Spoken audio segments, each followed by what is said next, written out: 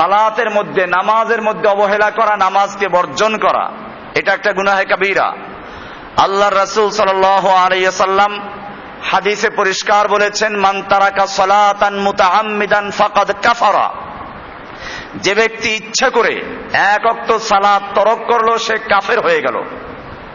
অবশ্য মুহাদ্দিসিনে কেরামের ব্যাখ্যায় বলেছেন যে এক ওয়াক্ত নামাজ না পড়লেই তাকে আমরা শরীয়তের পরিভাষাগত কাফের বলবো না। তবে যদি কোনো ব্যক্তি লাগাতার নামাজ তরক করে, তাহলে সে এক সময় কাফের হয়ে যায়। এটা আমি অনেক সময় উদাহরণ দিয়ে বুঝিয়েছি এখানে, যে একজন লোক পয়সা, পকেটে 10 টাকা আছে, শাব্দিক অর্থে সে পয়সাওয়ালা, পয়সা তার কাছে আছে, কিন্তু সমাজ তাকে পয়সাওয়ালা বলবে না। কারণ সমাজে পয়সাওয়ালা, ধনী হতে হলে একটা নির্দিষ্ট পরিমাণ পয়সার মালিক হতে হয়। 10 টাকা, 5 টাকা, 100, 500 এর মালিককে সমাজে টাকাওয়ালা, পয়সাওয়ালা বলে না।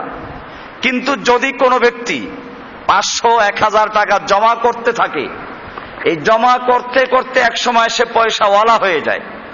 ঠিক তেমনি ভাবে যে লোকটা একটা নামাজ আদায় করলো না, সে একটা কুফরি করলো।